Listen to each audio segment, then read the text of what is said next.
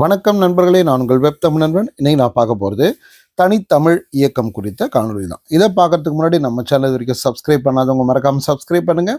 பக்கத்தில் இருக்க பெல் பண்ண கிளிக் பண்ணுங்கள். அப்போ தான் நான் போடக்கூடிய ஒவ்வொரு வீடியோவும் உடனுக்குடன் உங்களை சேரும். சரி, வாங்க வீடியோக்குள்ளே போகலாம். இந்த காணொலியில் பார்த்தீங்கன்னா தனித்தமிழ் அப்படின்னா என்ன, தனித்தமிழ் இயக்கம் அப்படின்னா என்ன, யார் அந்த இயக்கத்தை உருவாக்குனது, எதற்காக உருவாக்குனாங்க, இன்றைக்கு அந்த தனித்தமிழ் இயக்கத்தினுடைய தாக்கம் எப்படி இருக்குது, எல்லாமே பார்க்க போகிறோம். முதல்ல தனித்தமிழ் அப்படின்னா என்னன்னு தெரிஞ்சுக்கலாம். தமிழ் ஒரு காலத்தில் உலகத்தினுடைய மூத்த மொழியாக தோன்றி வளர்ந்து கொண்டிருந்தது. அதனுடைய கிளை மொழிகளாக பிற மொழிகள்லாம் உருவாக ஆரம்பிக்குது. அப்போது எந்த மொழியுமே உருவாகாத காலகட்டத்தில் தமிழ் தனித்து இயங்கி கொண்டிருந்தது. அதுக்கு பின்னாடி பார்த்தீங்கன்னா நிறைய மொழிகள்லாம் உருவான பிறகு அந்த மொழி பேசக்கூடிய மக்கள் தமிழ் மொழி பேசக்கூடிய மக்களோடு பழகுறாங்க. அதாவது வணிகத்துக்காக வரக்கூடியவங்க நம்ம தமிழ் மக்களோடு பழக ஆரம்பிக்கிறாங்க.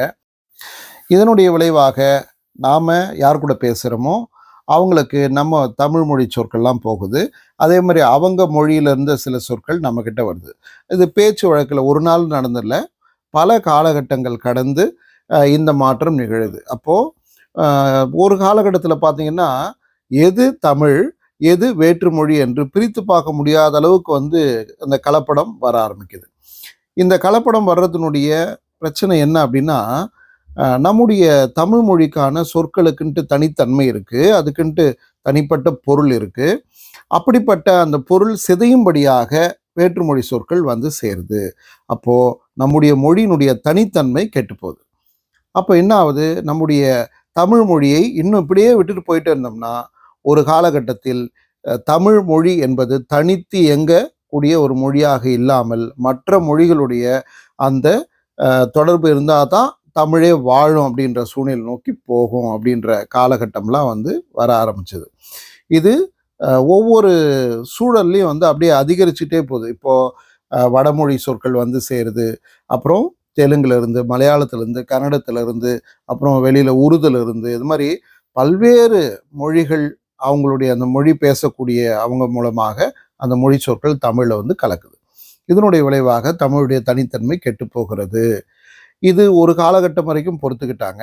அதற்கு பிறகு சில தமிழறிஞர்கள் இப்படி இருக்கக்கூடாது, நம்முடைய மொழிக்குன்னு ஒரு பண்பாடு இருக்குது, நம்முடைய மொழிக்குன்னு தனித்தன்மை இருக்குது, அது அந்த தனித்தன்மையோடு தான் இயங்க வேண்டும், அதுதான் நல்லது, இன்றைக்கு மட்டும் இல்லை வருங்காலத்துக்கு நல்லதுன்னு சொல்லிட்டு அந்த கருத்தை முன்வைக்கிறாங்க.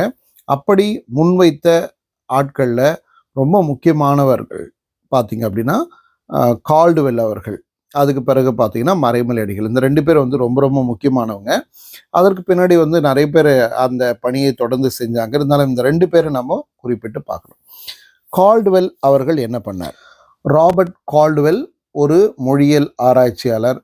கிபி 1838 நம்முடைய தமிழ்நாட்டில் இருக்க திருநெல்வேலிக்கு சேர்றார். கிட்டத்தட்ட ஒரு 50 ஆண்டு காலம் இங்கே இருந்து கிறிஸ்தவ பணி ஆற்றி வரக்கூடிய ஒரு தமிழறிஞராக இருந்திருக்காரு. அவர் வாழ்ந்த காலகட்டத்தில் நிறைய மொழி ஆராய்ச்சிகள் செய்கிறார். அப்படி செய்யும்போது தான் ஒரு செய்தி அவருக்கு கிடைக்குது. என்ன அப்படின்னா, தமிழ் மொழி தான் மற்ற மொழிகளுக்கெல்லாம் தாயாக இருக்கிறது. இது வடமொழியோடு சேர்ந்து இயங்கக்கூடியது கிடையாது, தனித்து இயங்கக்கூடியது.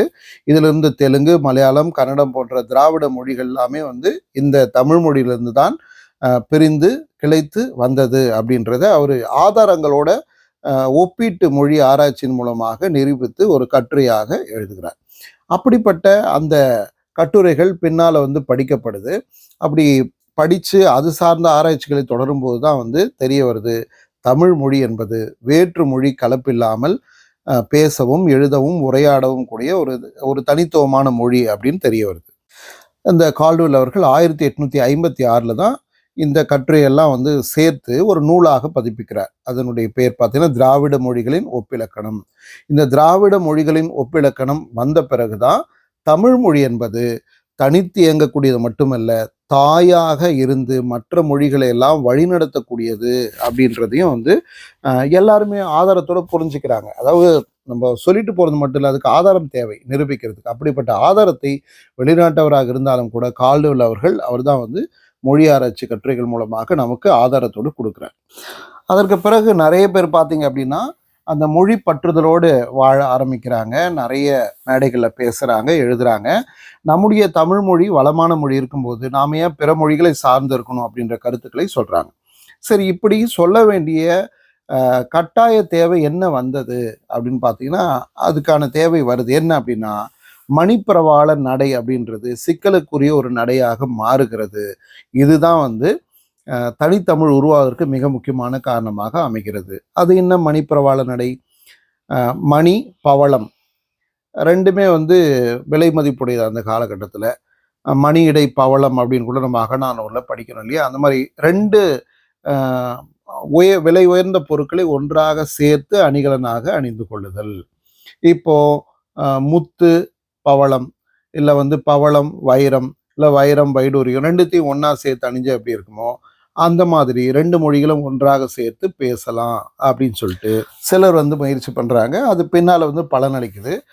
உரைநடையெல்லாம் கூட பார்த்தீங்க அப்படின்னா, அப்படியே ஒரு சொற்றொடர் எழுதிட்டு போறாங்க. ஒரு வாக்கியம் எழுதுறாங்கன்னா, அதில தமிழ் சொல் இருக்கும், அடுத்து வட சொல் இருக்கும், அப்புறம் தமிழ் சொல் வரும். அந்த மாரி கலந்து, கலந்து, கலந்து எழுதுறதெல்லாம் வந்து பழக்கமாயிட்டே போகுது.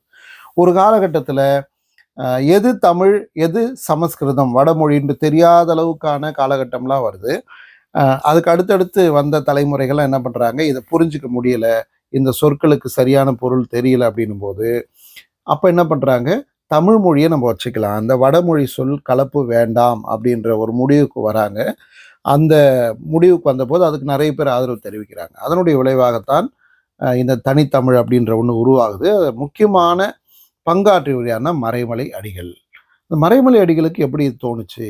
இத வந்து ரொம்ப முக்கியமான ஒண்ணாக எடுத்து நம்ம இத செயல்படுத்தியே ஆகணும். இது ஒரு இயக்கமாக நடத்தணுன்ட்டு எப்படி அவருக்கு தோணுச்சு அப்படின்னா, அதுக்கு அவருடைய குடும்ப சூழ்நிலை, அவங்க குடும்பத்தில நடந்த ஒரு நிகழ்வு காரணமாக இருந்துச்சுன்னு சொல்றாங்க. அது என்ன அப்படின்னா, ஒரு நாள் மறைமலை அடிகளும், அவங்களுடைய மகளான நீலாம்பிகை அம்மையாரும் வந்து பேசிக்கிறாங்க. என்ன பேசிக்கிறாங்கன்னா, நீலாம்பிகை அம்மையார் திருவருப்பா அந்த பாடல வந்து படிக்கிறாங்க. ரொம்ப இனிமையான பாடல். அதில ரொம்ப மனமுருகி படிச்சுக்கிட்டு இருக்காங்க. அப்படி படிக்கும்போது, அதில ஒரு சொல் தேகம் அப்படின்ற ஒரு சொல் வந்து வருது. அது ஒரு வட சொல் அப்படின்ட்டு நீலாம்பிகை அம்மையாருக்கு தெரியும். உடனே வந்து மறைமலை அடிகளார்கிட்ட அவங்க அப்பாட்ட வந்து கேட்குறாங்க. "அப்பா இது தேகம் என்கிற இந்த சொல்லு ரொம்ப உறுத்தலாக இருக்கிறது. ஏன்னா அழகான தமிழ் சொற்களோடு இணைந்து அற்புதமாக செவிக்கு இன்பம் தரக்கூடிய பாட்டா இந்த பாட்டு வந்து அமைஞ்சிருக்கு. ஆனா இதில இந்த தேகம்ன்ற சொல்லு மட்டும் வந்து நிக்குது.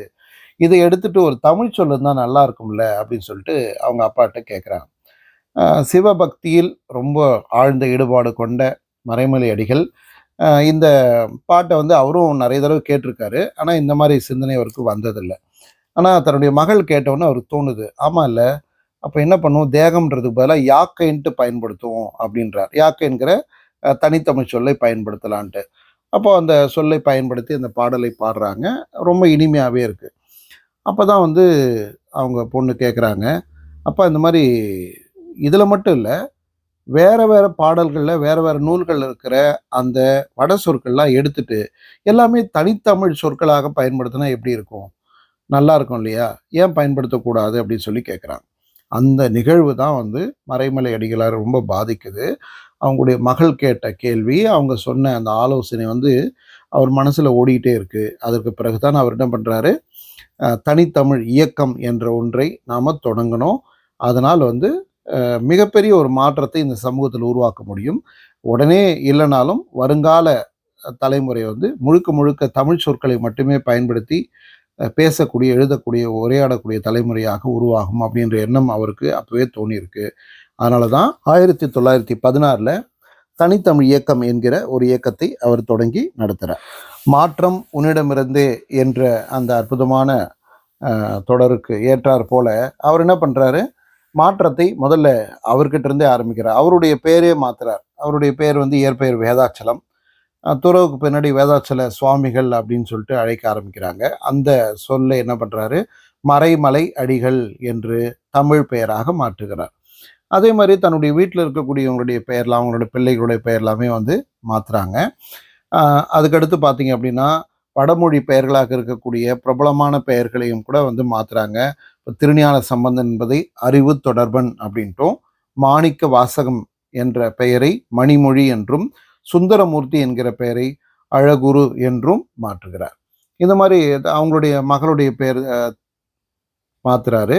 தங்கையோட பேர் வந்து திரிபுர சுந்தரி. அதை முன்னகர் அழகி அப்படின்னு சொல்லிட்டு மாத்துறாரு. இப்படி ஒவ்வொரு பெயர்களையும் வந்து தமிழ் பெயராக மாற்றுகிறார். இந்த மாற்றத்துக்கெல்லாம் அடிப்படையாக இருந்த அந்த திருவருப்பா பாடலை பார்த்துலாமா? பெற்ற தாய்தனை மக மறந்தாலும், பிள்ளையை பெற்ற தாய் மறந்தாலும், உற்ற தேகத்தை உயிர் மறந்தாலும், உயிரை மேவிய உடல் மறந்தாலும், கற்ற நெஞ்சம் கலை மறந்தாலும், கண்கள் நின்று இமைப்பது மறந்தாலும், நற்றவத்தவர் உள்ளிருந்து ஓங்கும் நமச்சிவாயத்தை நான் மறவேனே என்ற அற்புதமான பாட்டு. இந்த பாட்டில் தான் வந்து அந்த தேகம் என்கிற அந்த சொல்லை, உற்ற தேகத்தை என்ற அந்த தொடரில் பார்த்தோன்னா தேகம் என்கிற சொல்லை அவர் பயன்படுத்தியிருப்பார். அந்த சொல்லை தான் யாக்கை என்று தமிழ் படுத்துகிறார் மறைமலை அடிகள். சரி, இவருடைய அந்த தனித்தமிழ் இயக்கம் இதனுடைய தாக்கம் எப்படி இருந்தது? 1914 தனித்தமிழ் இயக்கம் தொடங்குறாரு. எல்லா இடங்களும் தனித்தமிழை பரப்புறாரு. இதனுடைய விளைவாக தனித்தமிழ்ல பெயர் சூட்டுவது அதிகமாகுது. அதே மாதிரி வடமொழி பெயர்களை உடையவர்கள்லாம் கொஞ்சம் கொஞ்சமாக தமிழ் பெயராக மாற்றிட்டு வராங்க. இந்த காலகட்டத்திலாம் பார்த்திங்கன்னா இந்த கோயில், திருமணம், ஈமச்சடங்கு இந்த மாதிரி சில இடங்களை தவிர்த்து மற்ற இடங்கள்லாம் வந்து வடமொழி பயன்பாடு கொஞ்சம் கொஞ்சமாக வந்து குறைஞ்சிக்கிட்டே வருது. அதுக்கு பிறகு பார்த்திங்க அப்படின்னா தமிழை கட்டாயமாக பயன்படுத்த வேண்டும் என்கிற எண்ணம் வந்து எல்லாருக்கும் வர ஆரம்பிக்குது. அதனுடைய விளைவாக பின்னால் வந்த அரசுகள்லாம் என்ன பண்ணுறாங்கன்னா அரசு துறைகளில் தமிழ் சொற்களை அதிகமாக பயன்படுத்தணும் அப்படின்றாங்க. அது மட்டும் இல்லாமல் ஆங்கில சொல்லாக இருந்தால் அதுக்கான கலை சொற்களை உருவாக்க வேண்டும் அப்படின்ற முனைப்பை காட்டுறாங்க. இதனுடைய விளைவாக கொஞ்சம் கொஞ்சமாக அரசு துறைகளிலும் வந்து தமிழ் சொற்களுடைய பயன்பாடு அதிகரிக்குது. பொதுமக்கள்கிட்டையும் தமிழ் சொற்களுடைய பயன்பாடு அதிகரிக்குது. அது கடையிலிருந்து தெருவிலிருந்து எல்லாத்துலேயுமே வந்து என்ன பண்ணுறாங்க, அந்த பயன்படுத்துகிற பெயர்களை பெயர் பலகை எல்லாமே தமிழ் படுத்தி பயன்படுத்தக்கூடிய அந்த நல்ல மாற்றமெல்லாம் கொஞ்சம் கொஞ்சமாக வந்து வர ஆரம்பிக்குது. அதுக்கு பிறகு பார்த்திங்கன்னா சமுதாயத்தில் இருமொழி கொள்கை என்பது நீடித்த ஒரு கொள்கையாக இன்றைக்கு வந்து பயன்படுத்தப்பட்டு வருது. தமிழ் மற்றும் ஆங்கிலம் அதுதான் வந்து இருமொழி கொள்கையாக இங்கே தமிழகத்தில் வந்து பின்பற்றப்பட்டு வருது அரசுகளால். அப்படி அந்த ஆங்கிலம்ன்றதை கூட கொஞ்சம் கொஞ்சமாக நம்ம விட்டுட்டு இருமொழி கொள்கை கிடையாது, ஒரு மொழி கொள்கை மேலோங்கணும் அப்படின்றதான் வந்து இந்த இயக்கத்துடைய மிக முக்கியமான ஒரு கொள்கையாக இருந்து வருகிறது. இன்றைக்கும் கூட வந்து அந்த தனித்தமிழ் இயக்கத்தை பல்வேறு தமிழறிஞர்கள் முன்னின்று நடத்தி வருகிறார்கள். நம்ம மறைமலை அடிகளாருக்கு பின்பு கூட பார்த்தீங்க அப்படின்னா அவர் வழியில் வந்த தேவனைய பாவாலேருந்து பாரதிதாசன்லேருந்து நிறைய பேர் வந்து அதை பின்பற்றி அதை ஒரு இயக்கமாக தொடர்ந்து வந்து நடத்தினாங்க. தேவனைய பாவனர்லாம் பார்த்தீங்கன்னா வேர்ச்சொல் அகர அதெல்லாம் வெளியிட்டு நம்முடைய தமிழ் சொல் தான் மற்ற மொழிகளுக்கெல்லாம் அடிப்படையாக இருக்கு, இதுதான் வேறு. நீ மேலே இருக்கக்கூடிய அந்த மரத்துடைய கிளைகளை, இலைகளை, பூக்களை, காய், பழத்தை பார்த்து ஆச்சரியப்படுறீங்க, அதுக்கெல்லாம் வேர் வந்து இதுதான், தமிழ் தான் மற்ற மொழிகளுக்கெல்லாம் வேர் என்பதை ரொம்ப அழகாக வேர்ச்சொல் அகராதி மூலமாக தேவனைய பாவனர் வந்து உலகத்துக்கு வந்து நிரூபித்து காட்டினார். அதற்கு பிறகு இன்றைக்கு பல்வேறு தமிழறிஞர்களும் அதை பின்பற்றிட்டு வராங்க. ஒரு மிகச்சிறந்த ஒரு மாற்றத்தை தொடர்ந்து நிகழ்த்தி கொண்டே வருகிறார்கள் தமிழறிஞர்கள். அதில் நம்முடைய பங்கு என்ன அப்படின்னு தான் பார்க்கணும்.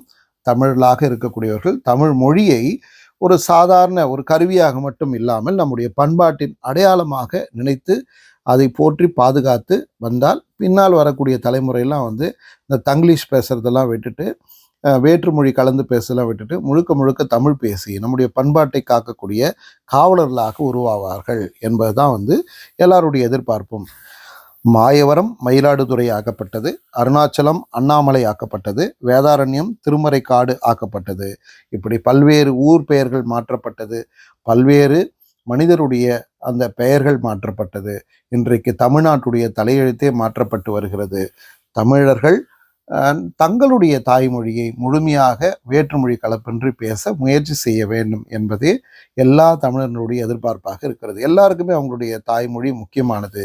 தாய்மொழியில் பேசுவது, தாய்மொழியில் புரிந்து கொள்வது, தாய்மொழியில் உரையாடுவது தான் முழுமையான ஒரு நல்ல புரிதலுக்கான அடையாளமாக இருக்கும் என்பதால் தான் இதை நம்முடைய முன்னோர்கள்லாம் வந்து சொல்லி வந்திருக்காங்க. அதனால் உங்களுடைய தாய்மொழி ஏதோ அதை போற்றி பாதுகாத்து வளர்த்து அடுத்த சந்ததிக்கு கொடுக்க வேண்டியது உங்களுடைய கடமை.